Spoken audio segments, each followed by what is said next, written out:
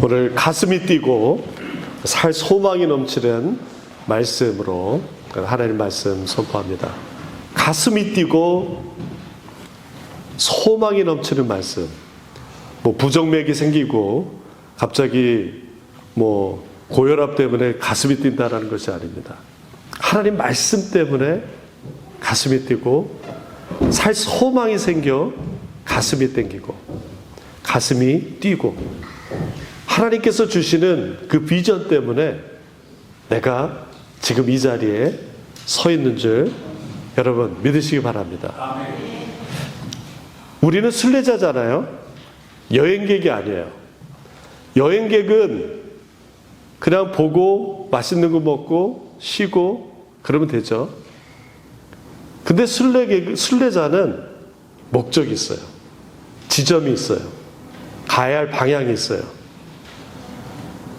여러분 멀리서 맨하탄에서 롱아일랜드에서 또 심지어 스테튼 아일랜드에서 각지에서 저희 같은 교회도 없을 거예요. 그렇죠? 여기 또 퀸즈에서 모이는 이유는 뭐예요? 우리가 하나님이 주신 그 비전과 어떤 목표가 있는 줄 믿으시기 바랍니다. 그것이 내가 세운 것이 아니에요. 내가 가진 게 아니에요. 하나님이 주신 거예요.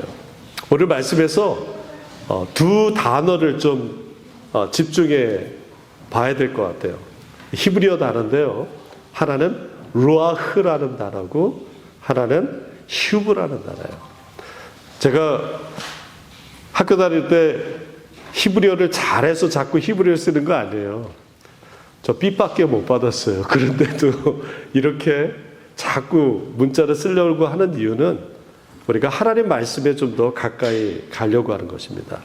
이 루아흐, 이 휴브는 숨, 호흡과 관련이 있는 단어예요. 오늘 보면 에스겔의 마른 뼈 골짜기의 이 환상을 통해서 우리가 볼 수 있는 것은 소망이 없는 것에서 하나님이 소망을 주시고 죽어 있는 것에서 다시 살아나게 하시는 하나님의 은혜를 우리에게 보여주고 있는 것이에요. 그런데 여러분 실제로 에스겔이 하나님이 끌고 가서 뼈가 가득한 골짜기를 보면 어떨 것 같습니까? 얼마나 끔찍할 것 같아요. 그냥 여러분 시장에 이 소 뼈 사골 하는 것만 봐도 약간 좀 그렇게 좋지 않은데 모르죠. 그 곰탕집 사장님이 가면은 와 이게 완전히 재료다. 그런데 전혀 소망 없는 것에서 하나님이 소망을 주는 장면이에요. 그런데 죽기 전의 상태로 간다 한들 변화되지 않으면 그것이 무슨 소용이 있겠습니까? 뼈에서 살이 붙고 힘줄이 붙고 가죽이 덮여서 있지만 그냥 변화된 상태가 아니라 그대로 가면 무슨 소용이 있냐는 거예요.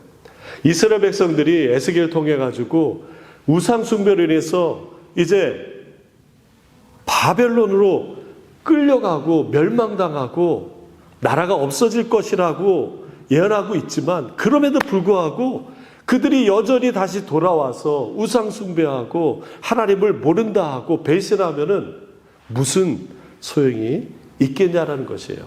우리 8절 말씀을 통해서 다시 한번 새겨보겠습니다. 같이 읽습니다. 내가 또 보니 그 뼈에 힘줄이 생기고 살이 오르며 그 위에 가죽이 덮이나 그 속에 생기는 없다라는 거예요. 생기. 뼈도 있어요. 살도 있어요. 힘줄도 있고 가죽도 덮여 있어요. 근데 생기가 없다라는 거예요. 여기서 생기는 아까 우리가 집중해야 될 두 단어 중에 하나인 루아흐입니다. 호흡, 숨, 생기가 없어요. 전에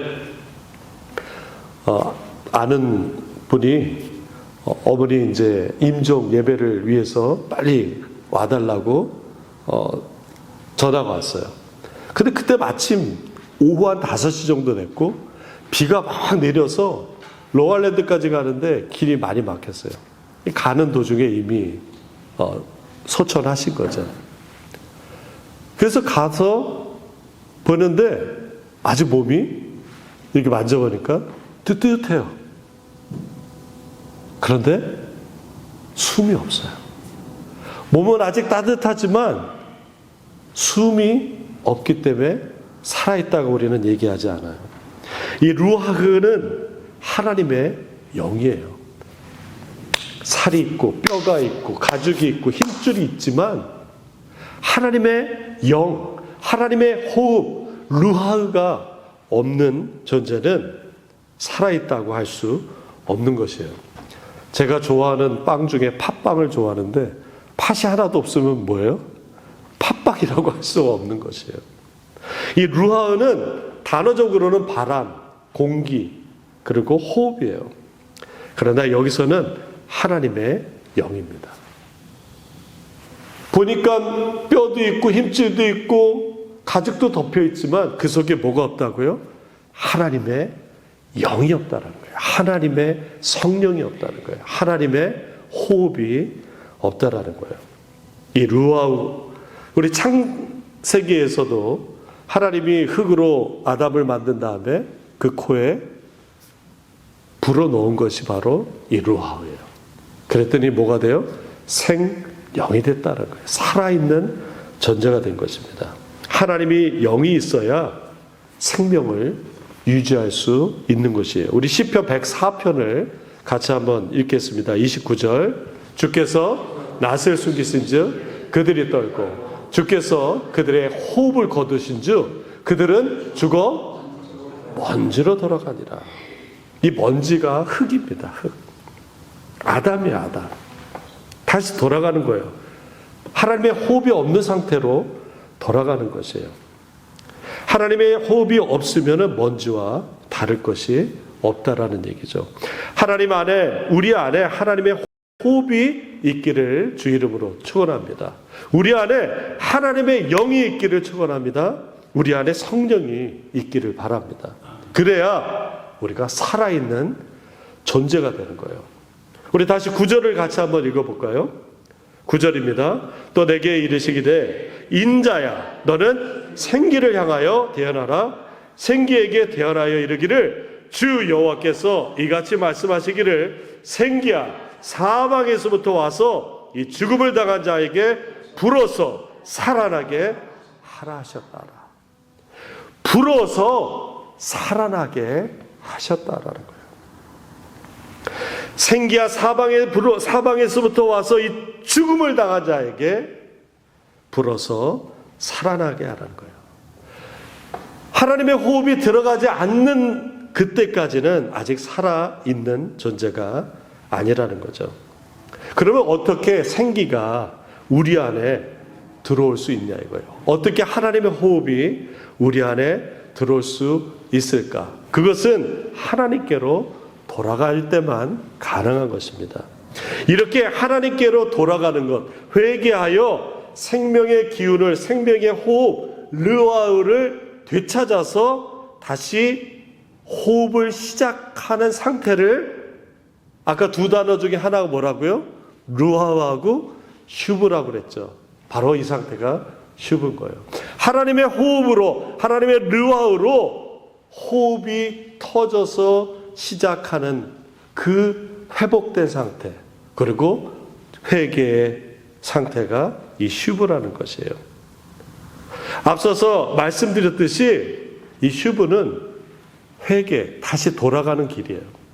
근데 그냥 단순히 회개가 아니라 그 전에 멈췄던, 호흡했던 호흡을 끊고 이제 새로운 호흡을 하는 것입니다. 생명의 호흡이 다시 되살아나는 상태가 바로 이 슈브인 것이에요. 여러분, 아이가 태어나면은 탯줄을 끊죠? 그저 엄마 뱃속에서는 탯줄로 호흡을 했어요. 근데 세상에 나와서는 탯줄로 호흡할 수가 없어요. 폐로 호흡해야 돼요. 잘라야 되는 거예요. 과거의 것으로 호흡하는 우리의 옛 습성이 있어요. 예전 것이 좋던 싫던 자꾸 옛 것으로 호흡하려고 합니다.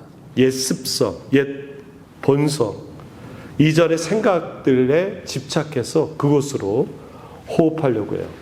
어느 날 어느 목사님이 어떤 청년을 얘기하면서 그 목사님 모임이 있었는데, 이분 너무 좋은데 아가씨 좀 소개해줘.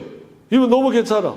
그랬더니 그 옆에 있는 친구가 맞아요. 그분은 이제 집사님인데 저분 정말 괜찮아요. 정말 좋아요. 막 그러면서 뭐 한국에 뭐 집도 있고 막 설명을 해.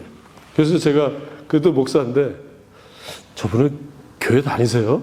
예수 믿으세요? 그랬더니 지금은 안 다니지만 모태신앙이야, 모태신앙. 지금은 안 다니는데 모태신앙이야. 그 잘 믿는 처자가 끌고 가야지. 뭐 그렇게 얘기하시더라고요. 그런데 과거의 모태신앙이고 과거의 중고등부를 열심히 다녀도 지금이 중요한 거예요. 물론 전혀 예수를 믿지 않는 사람보다는 가능성이 훨씬 더 많겠죠. 우리는 늘 과거에 묶여서 혹은 과거에 머물러서 생각하고 또 긍정적이든 부정적이든 그 과거 때문에 지금의 나를 자랑할 때가 있어요. 나의 부모, 나의 배움, 나의 경험, 나의 성격, 그리고 나를 지배했던 모든 것들 때문에 혹은 아쉬워할 때도 있어요. 섭섭하고 화가 날 때도 있다라는 거예요. 우리 부모님은 왜 이렇게 안 했을까? 탄식이 나올 때도 있어요. 그러나 믿음을 가진 주의 백성들은 과거의 그 마른 뼈 같은 현실을 통해서 오늘을 보지 않는 거예요. 주님을 따르는 자들은 하나님의 나라를 통해서 오늘을 보는 거예요. 주의 백성들은 천국을 통해서 오늘을 바라보는 거예요. 하나님을 따르는 사람들은 하나님 앞에 이제 심판다리 앞에서 있는 나를 통해서 오늘을 바라봐야 된다는 것이에요. 주님 앞에서 너 참 잘했다. 너 아무것도 없고 별로 잘나지도 못한 박영관 목사 개척한다고 해서 거기 갔는데 교회 잘 섬겼다. 그렇게 될 줄 믿습니다. 그런데 이 슈브는 소망 없는 그 상태로 그냥 쭉 가는 게 아니라는 거예요. 르와우로 가득 찬 회복의 상태인 것입니다. 따라서 우리 영혼의 회복은 하나님의 호흡으로 마실 때 다시 시작하는 거예요. 여러분, 세상 살면서 얼마나 세상살이에 거친 호흡에 헐떡이며 살았습니까? 세상의 호흡을 멈추고 이제 생명의 호흡으로 회복되는 그 슈브의 은혜가 우리와 함께 하시길 주님의 이름으로 축원합니다. 제가 영화를 봤어요. 왕과 사는 남자. 봤는데 저희 장모님은 3번이나 봤대요. 지난주까지 2번 봤거든요. 그리고 이번 주에 또 1번 보신 거예요. 장모님이 그 아가씨 때 배너를 2번 봤대요. 그 배너의 주인공 누구죠? 그 잘생긴 찰턴 헤스턴인가? 아마 그분 때문에 이렇게 2번 본 것 같은데. 아니, 왜 이렇게 3번이나 보셨어요? 했더니 그 단종이 지금 나이로는 고등학생 나이, 중고등학생 나이인데 그렇게 비참하게 죽은 게 너무 불쌍하다는 거예요. 아마 그것 때문에 또 보러 가셨나 봐요. 3번 봤다는 거예요. 그래서 우리 아이도 봤다니까 아이고 너무 잘했다. 우리 한국 오면은 같이 영월 가자 그랬어요. 그런데 연민과 어떤 그 측은지심 때문에 한국 사람들이 그 영화에 열광하는 것 같아요. 제가 20대 초에 그 중등부 교사를 했는데 요맘때예요. 이 고난주간 때, 사순절 때 그 빌라도 재판 그 선국을 했어요. 예수님 역할을 누가 할 것인가의 후보가 저와 저 1살 위 그 같은 선생님, 남자 선생님이 붙었는데 저 이래봐도 지금보다 훨씬 스키니하고 말랐었어요. 근데 이제 저는 결과적으로 빌라도가 됐어요. 왜냐면은 나중에 들었는데 이 선생님이 더 잘생겼다고, 주인공이 좀 더 잘생겨야 된다고. 근데 저는 지금도 이렇게 빵빵한데 말랐어도 이 볼은 어디 가지 않았었던 거예요. 여러분 패션 오브 크라이스트 영화 보셨을 거예요. 거기 빌라도가 나오는데 빌라도가 그렇더라고요. 얼굴이 이렇게 빵빵하더라고. 그래서 뭐 하여튼 그래서 그런지 잘 했어요. 막 예수님 사형 언도도 하고 채찍질을 해라고 했는데 그때부터 여자 선생님들이 막 울기 시작하는 거예요. 막 당황했어요. 정말 통곡을 하면서 우는 거예요. 채찍질 차라 그랬더니 뭐 이러는 거예요. 와, 지금도 기억이 나.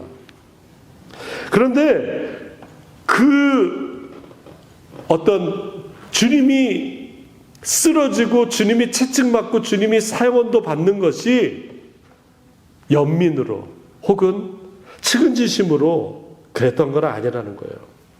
우리는 사순절을 지금 보내고 있어요. 예수님의 고난과 십자가 그리고 부활을 준비하는 기간이에요. 그러나 주님의 고난과 십자가는 그런 연민과 어떤 측은지심이 아니라는 것이에요. 이 기간은 하나님께 다시 돌아가는 기간입니다. 세상의 연민에 머물러 있던 그 숨을 멈추고 이제 우리 주님께서 왕이 되시고 우리 주님께서 우리의 모든 죄를 짊어지시고 우리를 깨끗게 하신다라고 하는 그 숨으로 들어가는 것입니다. 자, 그러면은 어떻게 우리가 세상의 호흡을 멈추고 하나님의 호흡, 성령으로 바꿀 수 있겠냐라는 거예요. 다른 거 없습니다. 하나님의 말씀이 우리 입술에 계속 머물러야 되는 것이에요. 하나님의 말씀이 우리 입에 담겨져 있는 거예요. 저희가 신혼여행을 강원도로 갔어요. 벌써 뭐 꽤 오래됐는데 차를 타고 이제 강원도로 이제 여행을 가고 이제 돌아오는 길에 저희 막내 누나가 정선에 살거든요, 강원도. 근데 거기 이제 잠깐 들렸어요. 지금은 길이 잘 뚫려서 서울에서 정선 가는 길이 빠른데 그때는 그렇게 고속도로가 없어서 돌아 오래 걸렸어요. 정선에 갔더니 누나가 이제 동생 이제 신혼여행 갔다 왔다고 맛있는 걸 사줬어요. 그랬더니 매형이 자기 동네 동생을 또 데리고 와가지고 같이 식사를 하는데 나이는 제 또래인데 이분이 심하게 말을 더듬더라고요. 그래서 뭐 이렇게 얘기하다가 좀 알게 돼서 신뢰를 무릅쓰고 어떻게 해서 이렇게 말을 더듬게 됐냐고 좀 물어봤어요. 그랬더니 그분이 원래 어렸을 때부터 말을 더듬었던 것은 아니라 그러더라고요. 그 동네에 말을 심하게 더듬은 그 동네 아주머니인지 아저씨가 있었는데 그분 흉내내고 따라하고 재밌게 하느냐고 하다가 말을 더듬었는데 어른이 돼도 고쳐지지 않았다고 그러더라고요. 그냥 그걸 따라하는 거예요. 세상의 호흡 따라가다가는 우리는 죽을 수밖에 없어요. 어쩔 수 없어요. 하나님의 사람은 하나님의 호흡을 따라가야지 살 수밖에 없는 것이에요. 우리 요한복음 6장을 같이 한번 읽겠습니다.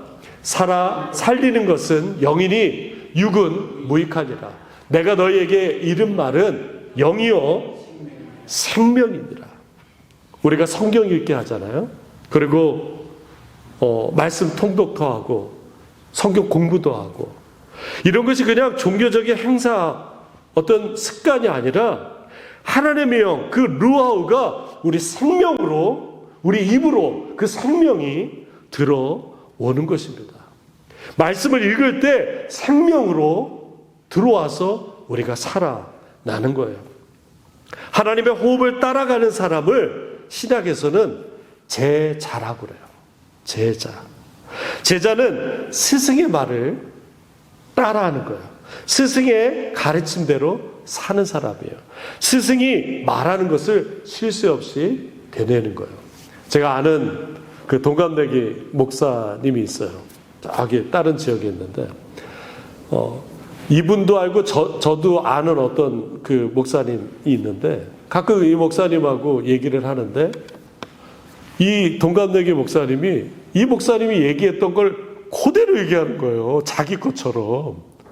이분의 어떤 그 사건에 대한 해석을 이분도 그때 그렇게 했어야 되는데 똑같이 얘기하는 거야. 근데 이분도 친하거든. 그래서 저 동갑내기 목사님이 이분 얘기를 듣고 자기 걸 소화해서 자기 말처럼 하는구나. 이분은 그 다른 나이 드신 목사님이 스승은 아니지만 스승과 같은 거예요. 왜요? 그분의 생각과 그분의 말을 그대로 하기 때문인 거예요. 우리는 예수님의 제자예요.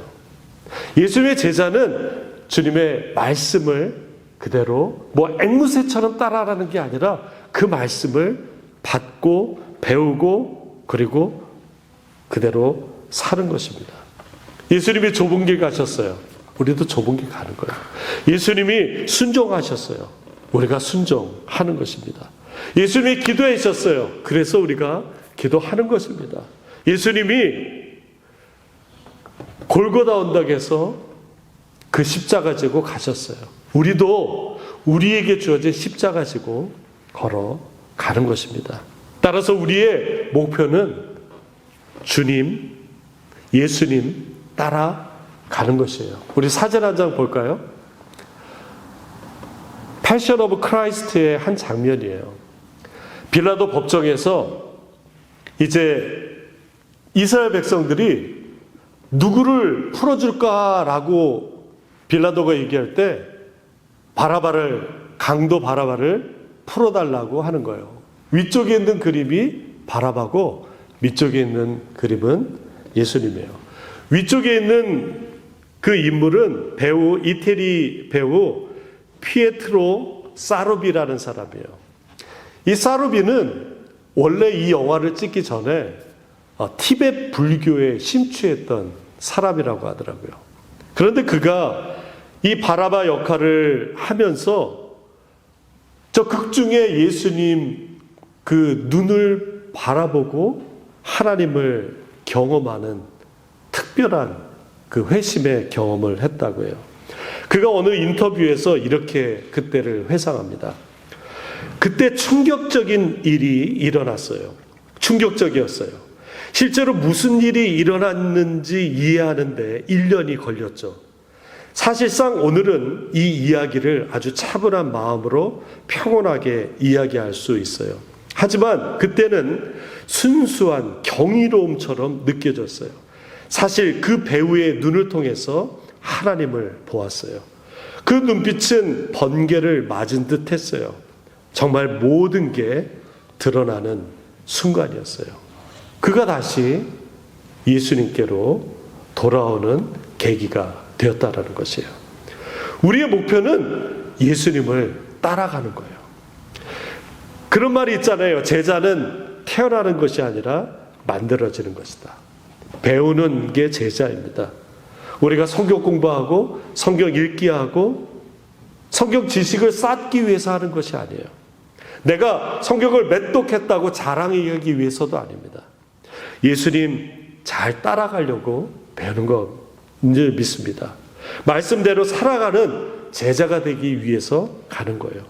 배우고 내가 산다라는 것, 그것이 바로 제자입니다.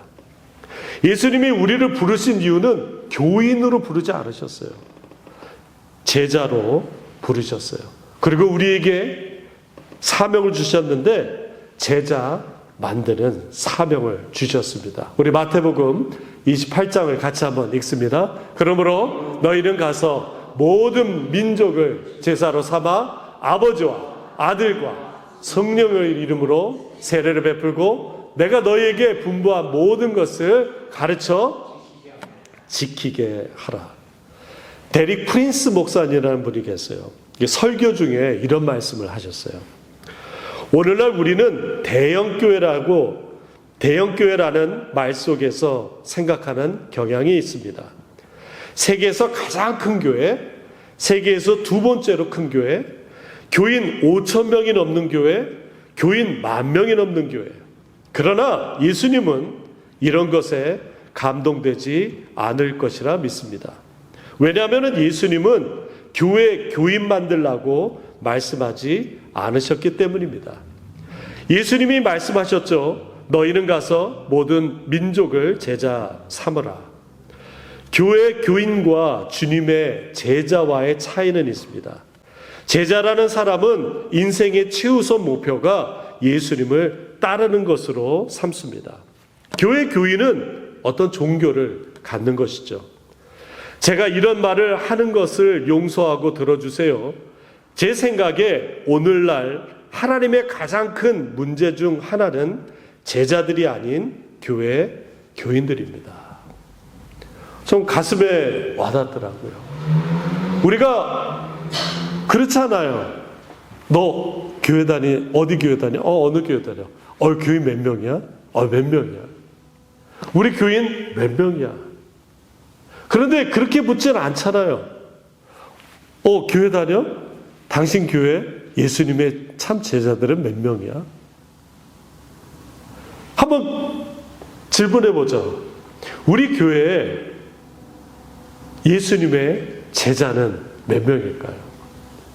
바라고 원할 것은 우리 모든 교인들이, 우리 모든 교우들이 다 주님의 제자 되길 원합니다. 1,000명인 교회가 제자가 10명밖에 안 되면은 그 교회는 예수님의 제자가 10명밖에 안 되는 거예요. 50명인 교회가 제자가 50명이면 그 교회는 예수님의 제자가 50명인 것입니다. 말씀 따라가는 주님의 제자가 되면은 이렇습니다. 첫째, 하나님의 말씀이 내 안에 들어오면 분별하게 돼요. 하나님의 말씀이 분별하도록 그렇게 역사하세요.